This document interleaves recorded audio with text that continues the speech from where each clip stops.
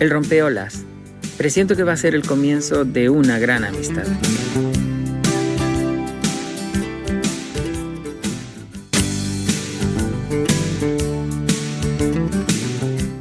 Bueno, pues vamos a entrar en el cuarto tema de la mañana, un tema interesante que yo a lo largo de la semana tenía ganas de hablarlo porque no sé si mucha gente ha llegado a esta noticia en fin, que nos ha salpicado esta semana en la prensa, pero en fin, empezamos a pensar hasta qué punto somos un país laico, no somos un país laico cuando vemos lo que vemos, cuando vemos historias como la de Guía y Sora, que ahora nos lo comentarán, lo que pasó allí.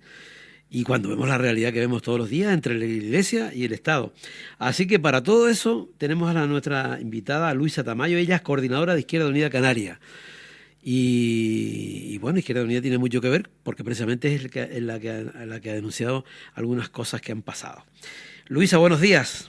Muy buenos días. ¿Qué tal? ¿Qué tal? Bueno, digo que había puesto en el tema para hablarlo que si realmente somos un país laico, no somos un país laico, porque yo sigo viendo a la Iglesia en medio de las instituciones, fiestas metidas dentro, en fin, que no se ve esa diferencia, ¿o cómo es el tema? Efectivamente, bueno, técnicamente somos un país aconfesional, pero de hecho del laicismo, que es un poco la propuesta que desde Izquierda Unida Canaria y en sintonía con Europa laica es lo que defendemos, ¿no? La necesidad del laicismo. Se habla poco y los beneficios del laicismo en la vida cotidiana son muchísimos. Y evitaríamos ver cosas esperpénticas como las que pasó el otro día en Guía de Isora. Vale, ¿no? ahora me comentas, pero dinos, ¿dónde está la diferencia entre un Estado aconfesional y uno laico? Bueno, es que además, curiosamente y paradójicamente, España se considera confesional, pero vemos que los rituales de la Iglesia Católica, ¿no? La confesión que hasta el momento de la promulgación de la Constitución del 78 se creía que era la mayoritaria, aún todavía vemos que persisten, ¿no? Vemos a concejales asistiendo a las procesiones, vemos misas en actos públicos, etcétera. Y el laicismo precisamente lo que defiende es que las creencias personales no influyan en las políticas públicas, ¿no? No subvencionar a las distintas confesiones, y eso permitiría, curiosamente no estamos diciendo de apagar, renegar, echar al ostracismo a ninguna de las confesiones, sino todo lo contrario, que las distintas confesiones y no confesiones, porque recordemos que hay personas que se consideran ateas, puedan convivir y eso no influya en la vida pública. Y sin embargo lo que estamos viendo es eso, una imposición de facto, en este caso sobre todo por parte de la Iglesia Católica, que además influye mucho a través de la educación. Recordemos que aquí los conciertos, que es una cosa que también desde Izquierda Unida denunciamos, la escuela debería ser pública y evidentemente la escuela privada pues ya podría gestionarse de otra manera, pero aún incluso en la escuela privada entendemos que la enseñanza de la religión es algo más personal que debería darse en otros ámbitos, fuera de la escuela. Cuando hablas, por ejemplo, del tema de las procesiones, a mí realmente siempre me ha llamado la atención, ¿no? Porque ahí se sigue igual con la misma historia, ¿no? Y sí es verdad, pero no se puede decir que eso afecta a un sector ideológico, sino que ahí se ven partidos, ayuntamientos progresistas con la misma fórmula, es decir, que eso no puede decir que es la parte más de la derecha lo que está haciendo, sino que eso afecta a todo Dios. O sea, todo el mundo, al final, siguen los políticos detrás de las procesiones y toda la historia igual. Sí, efectivamente, hay un miedo generalizado a que si dejas de participar en las procesiones, pierdes votantes. Posiblemente eso ocurra, pero eso también forma parte de la política valiente. Cuando uno defiende un modelo de Estado, un modelo de sociedad más democrática, más plural, más inclusiva, significa dejar de participar como cargo público en actos religiosos. Desde Izquierda Unida lo hemos hecho, y es verdad que ha costado, pero cuando hablas con los vecinos y las vecinas lo entienden. Y evidentemente no es fácil, pero se puede hacer.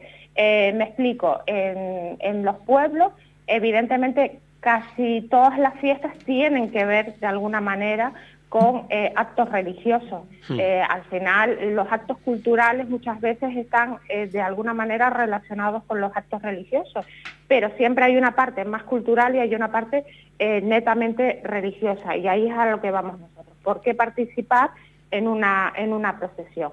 Puedes participar y apoyar en la fiesta, pero no necesariamente participar en la procesión. Y porque hay vecinos y vecinas que evidentemente no serán creyentes y pueden sentirse excluidos.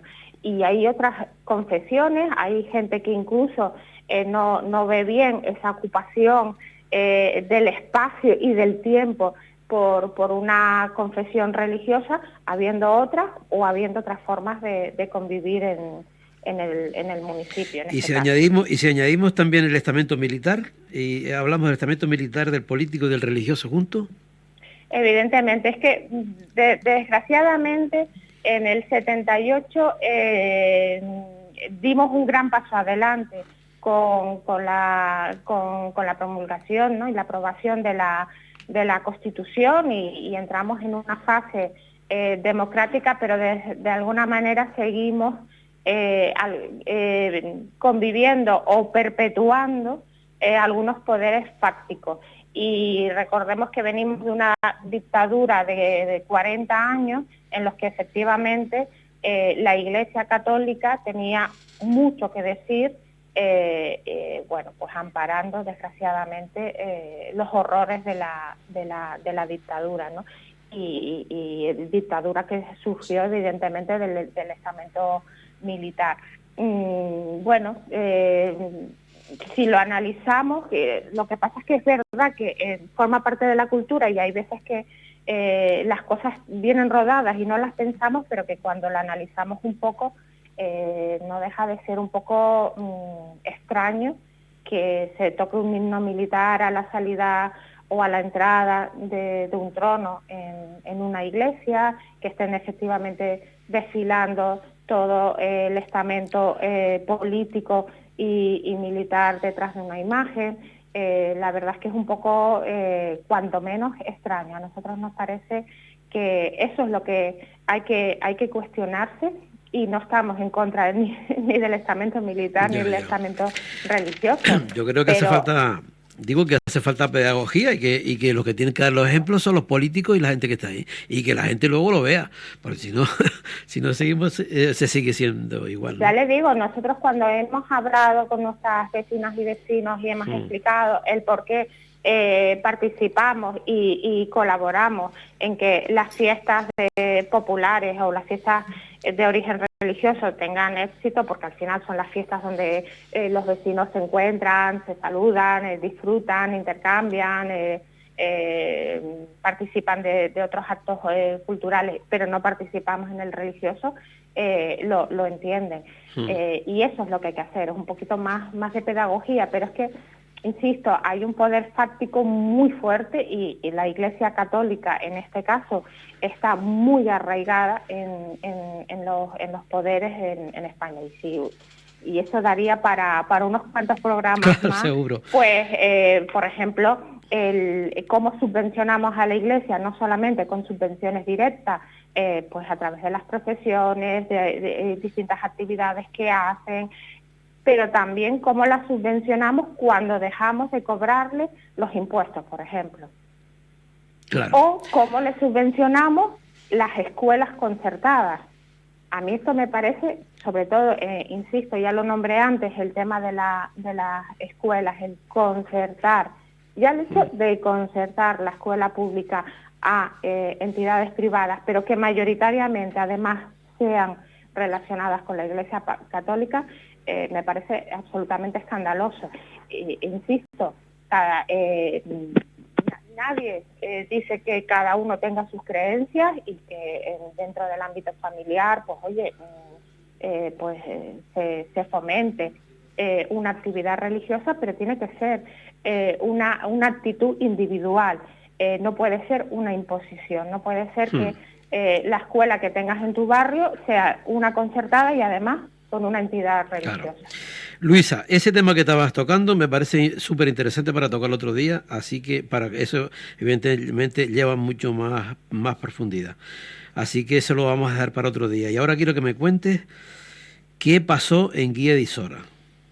Bueno, pues nos enteramos además por otros medios, ¿no? Que efectivamente en una actividad, en una misa en Guía de Isora y además, al parecer, por un colectivo que hay dentro de la Iglesia Católica, que es la Renovación Carismática Católica, pues dentro de esas peticiones que se hace dentro del ritual, pues digamos que se pedía liberarse de algunos pecados, incluidas la homosexualidad y la bisexualidad.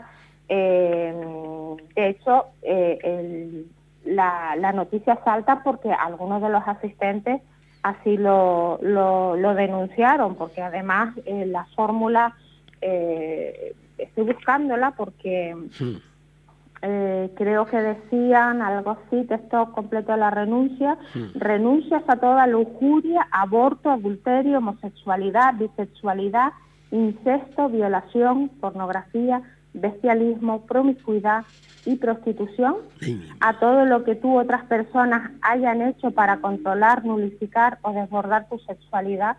Y hombre, dentro de hay algunos elementos aquí, como es la violación, en fin, que nos parece un delito. Además, así está reconocido en las leyes españolas. Y vamos, comparar la homosexualidad, la bisexualidad con violación o con bestialismo, sinceramente nos parece una salida de tono en toda regla. De hecho, el obispado sabe, y ahí sí que apelamos a la propia institución eclesiástica, pues un poco para que ponga orden en casa, porque estamos hablando de derechos humanos básicos, y es el derecho a la identidad y a la orientación sexual, en este caso a la orientación sexual que no tiene nada que ver con un delito como puede ser la violación, o un concepto un poco más, más etéreo como puede ser el bestialismo, ¿no? Es tremendo. Vamos, es que no hay por dónde cogerlo. Se me ocurre preguntarte, esos grupos de alguna manera ultras dentro de la Iglesia Católica, ¿van un poco a su aire o están dentro digamos? No, en principio es que además nos sorprende porque no parecen un grupo ultra. De hecho, según tenemos entendido, se creó en los años 70 y no hace mucho, hace unos meses, fue recibido por el actual Papa. De hecho, creo que es más una salida de tono del propio sacerdote más que del grupo, pero bueno, en cualquier caso, creemos que es importante que las formas se cuiden y que desde luego no se vuelva a cometer esto, porque además recordemos que el actual Papa, el Papa Francisco, ha sacado, digamos, no sin contestación por parte de una parte de la Iglesia, pero ha sacado del delito, entre comillas, un poco el delito eclesiástico, la homosexualidad, ¿no? O la bisexualidad. Pero bueno, volvemos a ver que hay demasiadas personas dentro de la Iglesia Católica que siguen defendiendo posturas muy reaccionarias y desde luego muy contrarias al derecho actual. O sea, estamos hablando a los derechos reconocidos en España, en este caso, desde luego en Canarias, y que confronta, y por eso decíamos de la importancia de la laicidad, y es que las creencias no pueden interferir en los derechos de las personas. Evidentemente cada uno a nivel personal pues decidirá si sigue a pie juntillas su vida con lo que cree, pero desde luego nunca puede entrar en los derechos o atacar a los derechos y a la imagen y a la dignidad de otras personas. Mira, Luisa, ya para finalizar, tienes medio minuto para decirme, porque esta noticia ha estado en estos días en la prensa, en la gente y tal y cual. ¿Cuál es la valoración que hacen ustedes? ¿Cómo ha reaccionado la gente, tanto a nivel eclesiástico como a nivel de gente por la calle? ¿Cómo se ha tomado esa noticia? Pues claramente que hay una disonancia entre una parte del estamento eclesiástico con la sensibilidad de la mayoría social, y desde luego es una cuestión que tendrán que plantearse muy a fondo la Iglesia Católica, porque bueno, estamos viendo si vemos los índices de gente que se confiesa católica y sobre todo católica practicante, está descendiendo abismalmente en los últimos años, y eso tiene que hacer pensar. Bueno, puede ser también que haya factores externos, ¿no? La gente se está liberando un poco de esos yugos, pero en cualquier caso hay una contradicción entre lo que predica la Iglesia, y además yo ahí lo digo porque también me crié dentro de la Iglesia Católica, en lo que predica del amor al prójimo, con lo que luego hace, ¿no? O hace una parte de su representante. Claro. Eso yo creo que es inherente al ser humano. A veces cuánto hacemos una cosa y luego se predica una cosa y luego se hace otra. Bueno, Luisa, ha sido un placer que hayas estado con nosotros en estos 200 programas del Rompeolas. Sí, por cierto, quería felicitarles. Además, les he visto que abordan temas muy muy interesantes, y la verdad es que viene bien siempre abrir mente y sobre todo establecer espacios de diálogos y de conocimiento. Total, en eso coincidimos totalmente. Bueno, Luisa, ya te llamaré otro día para hablar del tema de las subvenciones a la iglesia y toda esta historia que yo creo que da para un buen programa. Inmatriculaciones, ¿vale? Hay muchas cosas que hablar y que corregir. Pues nada, aquí hay un hueco, ¿vale? Gracias. Muy amable, gracias. Chao, adiós, hasta siempre. Hasta luego.